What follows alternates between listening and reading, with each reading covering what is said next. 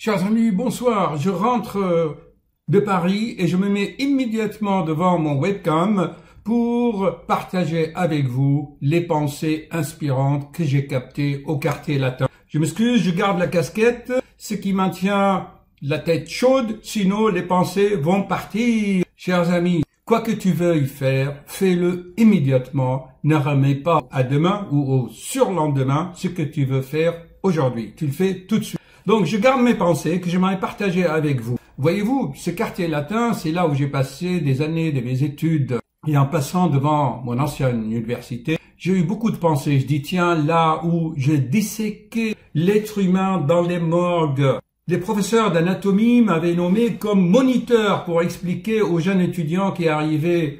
J'aimais beaucoup le cerveau, non, j'allais dire la tête, le crâne, et surtout cette partie postérieure qu'on appelle la fosse postérieure, là où se trouve le cervelet et le tronc cérébral. C'est là, chers amis, au niveau du tronc, de bulbe rachidien, où il y a les centres vitaux, les centres de la vigilance.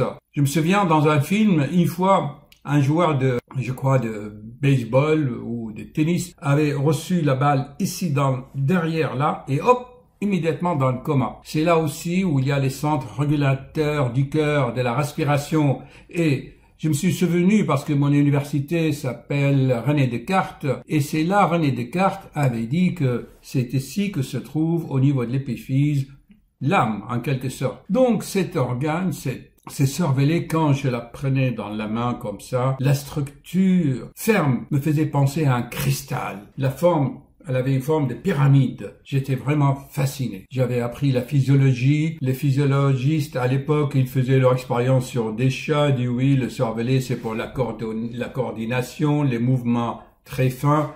Mais moi, j'étais persuadé intuitivement que ce n'est pas possible. Ce cervelet, je n'aimais pas tellement le gros cerveau avec ses plicatures et ses circonvolutions. Je préférais plutôt le cervelet. Elle était très fin.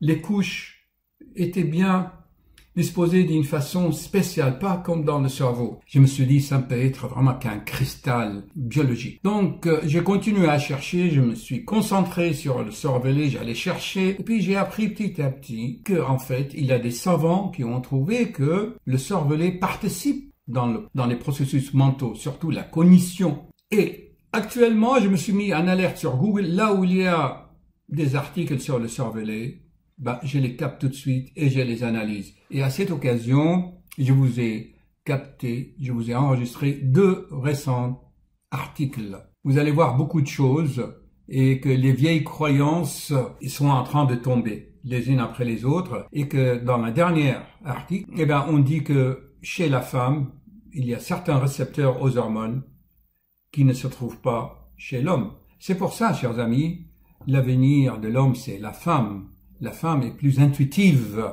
elle est plus connectée. Je l'ai souvent répété dans mes vidéos. Si vous regardez mes 400 vidéos, j'ai toujours caché des perles en faisant allusion à tous ces processus. Alors, qu'est-ce que je voulais vous dire? J'ai déjà fait une vidéo comme quoi le cervelet, c'est l'écran de votre conscience. C'est là où les rayons de la volonté qui viennent de votre chakra du cœur, de votre plexus solaire, de cette étincelle de volonté, l'étincelle divine de lumière qui est là, au niveau du plexus solaire, je garde mes pensées, qu'ils ne se dispersent pas, vont aller au cervelet et se transformer en images holographiques. J'espère que vous connaissez le principe de hologramme. Comment les images se construisent par des rayons laser. En fait, les images se trouvent sur une plaque, et sur la plaque, il n'y a que des ondes. Et en faisant passer un rayon laser sur la plaque, hop, l'hologramme de Jean-Luc Mélenchon, hop, il est là. Ou dans les films de Star Wars, vous voyez, il y a des hologrammes. J'en ai déjà parlé dans d'autres vidéos. Et une fois, j'ai eu une vision que quand quelqu'un est en train de rêver, ses rêves, voyez-vous, c'est comme si c'était un film en 3 dimensions autour de sa tête, vous voyez. Il voyait ces mondes. Donc le cervelet, c'est l'écran de votre conscience. Et petit à petit, selon mes recherches, je suis tombé sur le message de Graal d'Abderrachid et là, j'ai été vraiment satisfait et comblé. Dans le message, il est clairement dit que actuellement, le cervelet est en train de se développer petit à petit. Et l'idée, c'est quoi dans cette vidéo? Premièrement, deux choses. C'est vous présenter la version améliorée de la vidéo 132. Et la deuxième idée, c'est quoi? C'est en pratique, chers amis. Maintenant, vous pouvez regarder quelqu'un. Si vous voyez qu'il a une bosse ici, c'est que le cervelet est bien développé. Parfois, il y a des gens, derrière, c'est tout plat. Comme ça. Je vais vous montrer des séquences tout à l'heure. Et surtout, observez vos enfants. Vous allez voir que de plus en plus, les enfants, ils ont là la fosse postérieure plus développée. Et dans quelques centaines, voire, je dirais, selon le message de Graal, 5000 ans, vous allez voir que on aura le cervelet de plus en plus développé, car actuellement, elle est presque atrophiée. Et d'ailleurs, ce que je remarque, c'est que, étant donné que l'esprit est quasiment éteint ou mort, eh bien, des gens de plus en plus font des AVC. Allez, j'enlève maintenant, je garde mes idées. Ils font des AVC au niveau du cervelet, ils détruisent leur cervelet. Mais alors, qu'est-ce qu'il devient? Leur caractère change. Voilà. Qu'est-ce que je peux vous dire aussi pour le pratique? Le cervelet, selon les dernières recherches, n'a pas les mêmes récepteurs chez la femme et chez l'homme. Respectez, s'il vous plaît, la façon de raisonner de la femme, car le sexe féminin raisonne en intuition. Il raisonne d'une façon parallèle, si vous voulez. Alors que nous, les hommes, on est très, vous voyez, très mathématiques. Quoique, il y a beaucoup de femmes aussi qui raisonnent mathématiquement. Mais la femme, elle est intuitive. Et moi, je respecte beaucoup. Dans ma conception, la femme est supérieure à l'homme. Voilà, chers amis. Donc, ceci, c'était une présentation pour ma vidéo 132 que je vais attacher à cette vidéo que je viens de faire de mon retour de Paris. Voilà.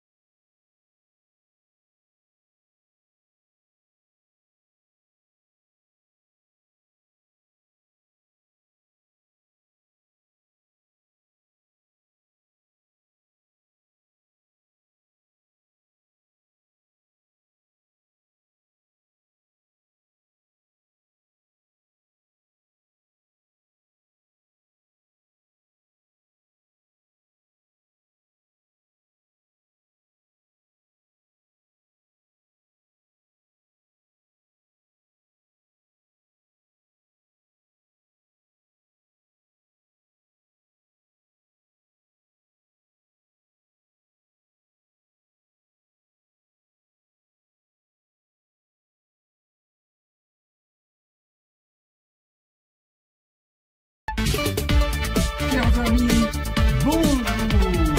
Je vous salue de Paris, la ville lumière et de l'éternel amour. Je vous offre une nouvelle vidéo pour continuer le combat de la vie. Oh les cœurs, à cœur veillant, rien n'est impossible, chers amis.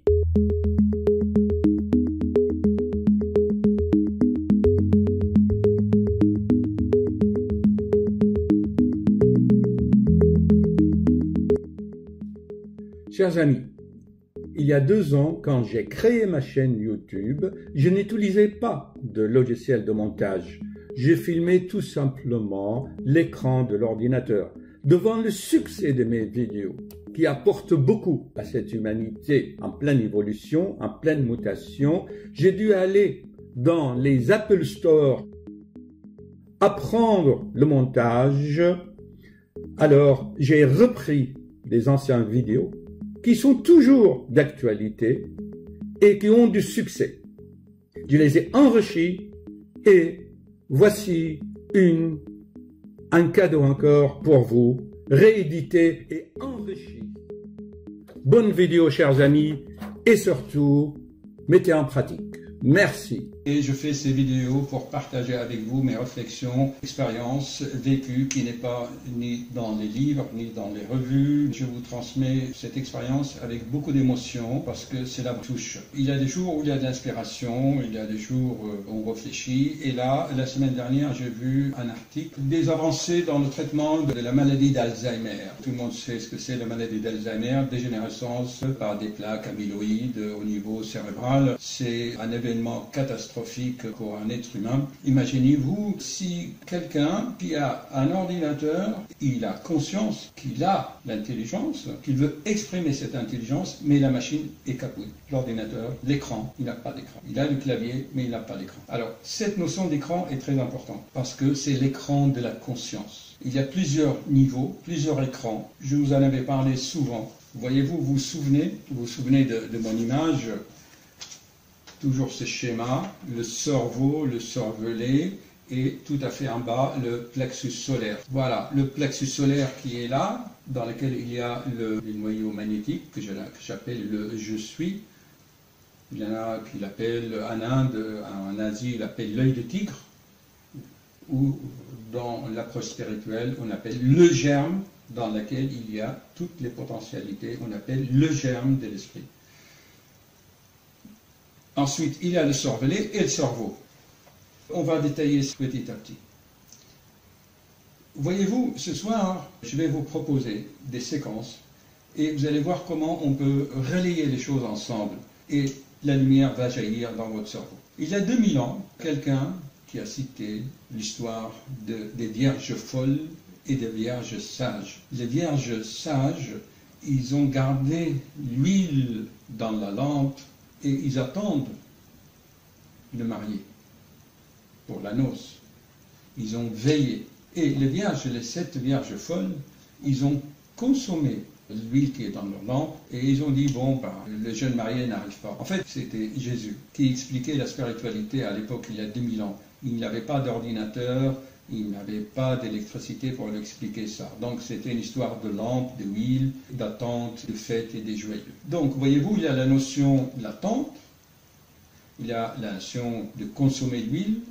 L'huile, c'est quoi, à votre avis? C'est l'énergie.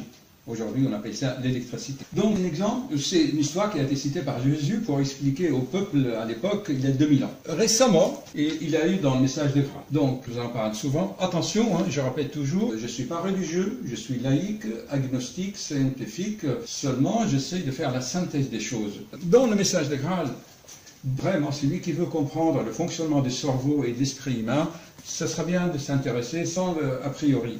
Et dans le message de Graal, il vous explique comment allait se passer le changement à venir dans le cerveau humain. Que actuellement le pont est détruit, qui est le cervelet, qui est tout ratatiné, il est repoussé en arrière, voyez-vous, il est repoussé en arrière par l'énorme monstre qui est l'intellect, le cerveau, avec son activité qui produit l'intellect, le mental, les pensées, ça pense tout le temps, et il est stimulé par les 5 sens. Stimulé par les 5 sens, le plaisir, le toucher, le goût, la vision, l'audition, la musique, l'alcool, le tabac, les 5 sens qui stimulent donc cet animal. Et bien sûr, il y a des rayonnements vers le plexus solaire. Donc ce qui nous fait le fonctionnement suivant, vous voyez donc, en dessous des diaphragmes, vous avez le plexus solaire avec le noyau magnétique, que personnellement j'appelle le noyau magnétique. En Inde, on appelle l'œil de tigre. Et pour l'approche spiritualiste, on appelle le germe d'esprit qui contient toutes les potentiels, en fait toutes les informations de la conscience collective. L'article dans le journal, c'était à propos de la maladie d'Alzheimer. Et je me suis dit, pourquoi ne pas faire la synthèse? On reprend, il y a 2000 ans, il y a quelqu'un qui a parlé de lampe, d'énergie, et le siècle dernier, il y a le message de Graal qui vous dit clairement, qui vous explique clairement pourquoi actuellement le cerveau humain est malade et hypertrophié, dysfonctionne. Et la terminologie d'une mutation, c'est Krishnamurti qui en parle. Si vous avez été à Los Angeles, enfin dans les années 68, là avant sa mort, dans les années 1982-1984, Krishnamurti a donné des conférences en Amérique, près de Los Angeles. Lui, il parle de mutation dans le cerveau humain.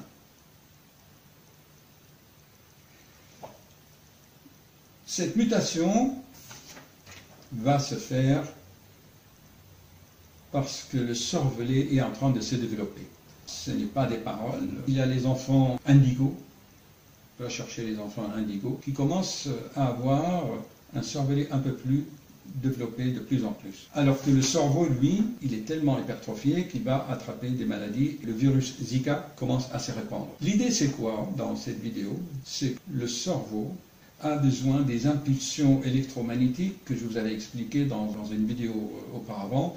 C'était la vidéo, la prise de décision. Je vous expliquais l'électrogénèse et les ondes électromagnétiques qui irradient en partant du plexus solaire. Je détaille un peu pour vous préparer à comprendre les vidéos qui vont suivre et faire les liens entre les choses. Donc on a dit que le noyau magnétique envoie des impulsions par le plexus solaire qui atteint le cervelet et ensuite le cerveau. 3 étages. N'oubliez pas, cette notion va vous aider à comprendre ce qui va se passer. Là, le plexus solaire va envoyer ces radiations électromagnétiques, des ondes, pour le cervelet, et c'est l'écran de votre conscience. Et le cerveau aussi va les recevoir. Et quand il s'arrête de penser, eh bien, l'échauffement des circuits va renvoyer les images au cervelet, c'est les rêves. On expliquera les rêves plus tard. Donc, ayez cette idée.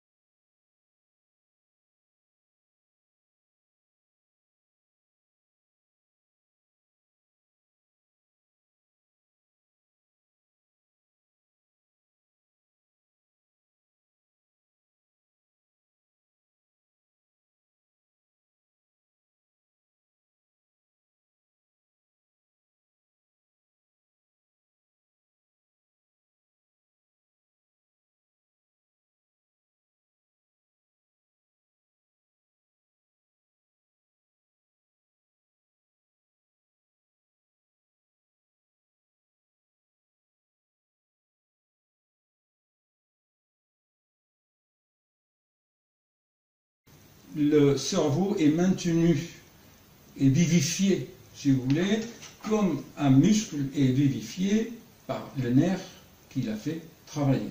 Les paralytiques, par exemple, les gens qui ont des hémiplégies, ils n'ont plus les influx nerveux qui vont aller dans les nerfs, donc les muscles s'atrophient et puis ils se contractent, vous voyez. Le cerveau aussi, c'est à peu près ça. S'il ne reçoit pas des impulsions, une certaine vibration, une certaine fréquence dans le champ magnétique, eh bien, il vieillit. Je pense que c'est l'explication qui va venir dans les années qui vont, et je vais vous dire comment. Là, les chercheurs vont trouver des médicaments pour stimuler le cerveau. Il en a actuellement, j'ai pas mal de patients qui en ont, je ne vous parle pas des effets secondaires. Donc on essaie de stimuler le cerveau par des molécules chimiques qui vont agir sur les neurotransmetteurs, les synapses. Au lieu de chercher les potentiels que l'être humain lui-même peut générer, qu'est-ce qu'ils font? Les laboratoires, eh ben, ils vont développer des substances chimiques pour vous vendre, comme il fait Monsanto. Monsanto, actuellement, avec Bayer, ils achètent les graines et ils veulent vendre. Donc, on veut vous vendre des molécules pour stimuler le cerveau et, disons, vont lutter contre les maladies d'Alzheimer. Et puis, il y a d'autres chercheurs français plus intelligents, à mon avis. Ils ont trouvé une technique pour stimuler par un champ magnétique le cerveau de l'extérieur. Je suis extrêmement content que cela fait des années, depuis 20 ans, je répète dans des conférences publiques, qu'il y a un champ magnétique qui se propage à partir du plexus solaire et qui irradie pour maintenir le cerveau vivant. Regardez Krishnamurti à Los Angeles, à 80, je crois presque 90 ans, il donnait encore ses conférences extraordinaires sur le cerveau et il parle de cette mutation qui doit arriver et qui est en train d'arriver. Les chercheurs français, ils ont trouvé une technique pour stimuler le cerveau par un champ magnétique de l'extérieur, alors que l'être humain peut le faire lui-même. Je vous l'avais expliqué dans mes vidéos. Pour stimuler le cerveau, il n'y a pas 36 solutions. C'est stopper l'égoïsme, diminuer les plaisirs des 5 sens et développer la bienveillance et mettre des fleurs sur le chemin de votre collègue de travail. Il n'y a pas 36 solutions. L'empathie, la bienveillance, la compassion, cela développe l'intelligence du cœur. Le cœur, vous allez voir dans la vidéo, développe ce champ magnétique qui maintient l'œil de tigre ou les germes de l'esprit dans le plexus solaire. Vous allez voir qu'il y a une certaine logique dans tout cela et je suis vraiment content de vous transmettre cela. Je vais vous mettre la première vidéo. Vous voyez, Alzheimer, les dernières avancées.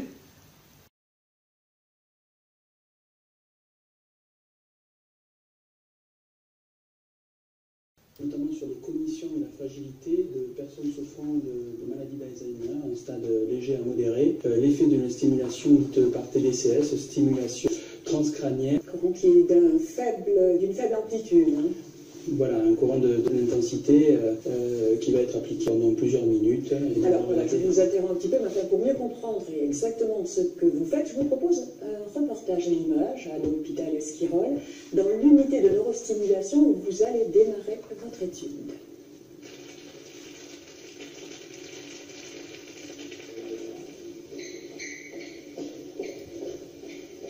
Donc nous allons faire une séance de stimulation par TDCS. Donc il s'agit d'une stimulation électrique de basse intensité qui se fait au moyen d'un casque, voyez, avec une batterie et des électrodes qu'on va placer sur différentes régions cérébrales. En ce qui vous concerne, ce sera les régions temporales. Et il y a deux électrodes, une anode et une cathode, qu'on humidifie au sérum physiologique. Donc on pose les électrodes en région temporale, des régions particulièrement touchées précoces de la maladie d'Alzheimer. On va utiliser que deux électrodes, une anode et une cathode. Les autres électrodes sont utilisées dans d'autres protocoles ou éventuellement comme un tracé encéphalographique, ce qui n'est pas le cas dans les protocoles. La séance de stimulation va démarrer, elle va durer une vingtaine de minutes. Au niveau temporal, le courant rentre par l'anode, les régions en rouge, et sort par la cathode, les régions en bleu. C'est un courant électrique de basse intensité, hein, donc de l'ordre de 2 mA. L'idée étant de moduler l'excitabilité des zones cérébrales, en particulier celles qui sont le plus touchées au stade initial de la maladie d'Alzheimer.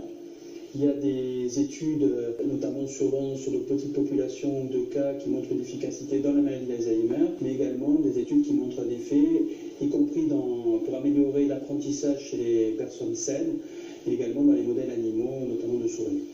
L'idée, c'est d'avoir un effet pérenne de cette technique, et c'est pour ça que dans ce protocole, on va utiliser une vingtaine de séances de simulation qui ont déjà été faites dans la littérature et qui montrent qu'il n'y a pas de problème, notamment de tolérance ou d'acceptabilité pour les patients. Brigitte, ça va?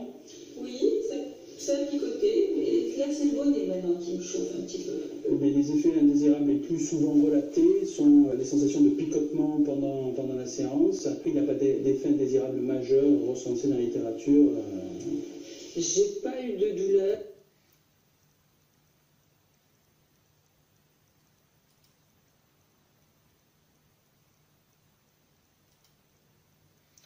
Vous avez vu, donc, ce n'est pas de l'hallucination. Tout ce que je vous dis depuis des mois et des mois, le voilà, le cerveau est sensible aux champs magnétiques. Mais l'être humain, lui-même, il peut fabriquer ces champs. Je vous l'avais expliqué par la cohérence cardiaque, par le rythme respiratoire. Vous vous souvenez? Et ça, c'est sur le plan mécanique, par l'oxygénation. L'oxygène, ça fait fonctionner les cellules, ça augmente les potentiels. Et surtout, psychologiquement, par la bienveillance. Tout simplement, un simple sourire suffit pour développer cette intelligence du cœur. Je suis un cardiologue, ma mission est... C'est quoi ma mission sur cette planète? C'est de développer chez mes concitoyens, chez mes frères, chez mes amis, chez mes abonnés de YouTube, l'intelligence du cœur. Comment on développe l'intelligence du cœur? Il n'y a pas 36 solutions. L'empathie, la compassion, la bienveillance et ne pas faire à l'autre ce que tu ne veux pas qu'il te fasse. Regardez, actuellement, beaucoup de pays, certains pays n'ont plus de gouvernement, n'ont plus de police. Regardez en Venezuela, si quelqu'un vole, on le lynche dans la rue. Il n'a plus de gouvernement, pas assez de police. La Belgique, pas de gouvernement. Les gens, on va évoluer. Si on applique ces recommandations, on n'a plus besoin des ministres de police, il n'y aura plus d'attentats, il n'y aura plus de terrorisme, puisque tous, on sera des frères, on sera des amis de la Terre, Gaïa. Je vais vous montrer maintenant en image ces champs magnétiques. D'ailleurs, c'est un Américain qui a des amis. J'espère que je vais les retrouver. Ça s'appelle l'intelligence du cœur. Regardez comment ça fonctionne, les ondes que je vous explique depuis des mois. J'ai trouvé ces images magnifiques. Et dans justement le logiciel de cohérence cardiaque, vous vous souvenez? Mettez en pratique. Voyons, regardez. Ce que je vous explique, Ici, c'est l'intelligence cosmique, ou il l'appelle la conscience supérieure. Il y en a qui l'appellent l'ange gardien, Dieu, la lumière, tout ce que vous voulez. Donc je regarde si ça fonctionne bien. Oui, l'être humain a des fils de lumière au-dessus de lui. Là, le message de grade d'Algorchine, il vous dit bien qu'il y a des fils de lumière, des rayons de lumière sur la tête des êtres humains. Mais pour se connecter, il faut bien qu'il y ait la connexion vienne d'ici, du cœur, du champ magnétique du cœur, ici. Vous le voyez? Le cœur vibre avec quoi, à votre avis, chers amis? Il vibre avec l'amour, pas l'amour sensoriel. L'amour, c'est quoi? C'est faire ce qui est utile à l'autre, même s'il faut lui donner la fessée. Donc, pour se connecter, ben c'est simple, faire vibrer ici, monter la fréquence ici, pour se mettre en contact ici. Celui-là ne vient jamais vers vous. Ok? C'est à vous d'aller ici. Celui qui dit oui, mais il n'y a personne qui est revenu de là-haut. Mais pourquoi vous voulez qu'ils viennent? Ceux qui sont partis, ils sont très bien ici. Ce n'est pas à eux de revenir. C'est à toi d'aller te connecter. Et tu ne peux te connecter que par la pureté du cœur. Ayez le cœur pur. Les pensées pures, ça veut dire les pensées sans stimulation sensorielle, de plaisir, de joie, maligne. Et voilà comment ça fonctionne. Je vais essayer de le faire partir. Information to the mind and brain, which in most cases we only use a small percentage of, because our ego choices overrides the intuitive suggestion. Access to our heart's intuition varies among people, yet we all have it. As we learn to slow down our mind and attune to our deeper heart feelings, our natural intuitive connection can occur. Intuition is like energetic gold. Intuitive insights often unfold more understanding of ourselves, others, issues, and life than years of accumulated knowledge. That's why the state of coherence is rapidly gaining interest. In this state, more and more people can benefit people, animals, and the environment. A growing body of scientific evidence suggests that when there is coherent group cooperation, it results in increased flow, effectiveness, and the potential for higher outcomes. It seems as though the group participants are not only in sync, but are communicating on an unseen, energetic level. Our personal coherence can benefit our families, co-workers, friends, pets, and more, simply by our presence. From our research, we know that heart coherence is not an idle state. It reaches out, it influences and supports others in many beneficial ways. Scientific evidence provides support for a global field environment that connects all living systems and consciousness. Many scientists believe that a feedback loop exists between all humans and the Earth's energetic systems. We are working together with other initiatives to realize the increased effectiveness of collective intention and cooperation. There are growing numbers of organizations with tools and techniques that facilitate increased art connection and collaboration with others. This evolves into a collective opening of the heart, which is a major step towards increasing social and global coherence. We call this heart-based living. IHM, through its Global Coherence Initiative project, is strategically placing 14 sensors around the world to measure the Earth's magnetic resonance. This global network will enable our scientific inquiry into the interconnections between the Earth's magnetic field and collective human emotions and behaviors. Science has shown that the Earth's magnetic field affects humans in profound ways, but our intention is to study how humans, as a collective, affect the Earth's magnetic field environment. Every individual's energy contributes to the global field environment, and each person's thoughts, emotions, and intentions affects the field. The first step in increasing the coherence of the field environment is for each individual to take responsibility for their own energy. We can do this by becoming more conscious of the thoughts, feelings, and attitudes. Voilà, chers amis, le boucle est bouclé. Il y a 2000 ans, il y a un messager divin qui a dit « Gardez votre huile, c'est-à-dire gardez votre énergie et attendez la fête », c'est-à-dire la fête qui va se passer, qui se passe actuellement depuis 2012. C'est la nouvelle mutation du cerveau. Ne gaspillez pas l'huile de vos lampes.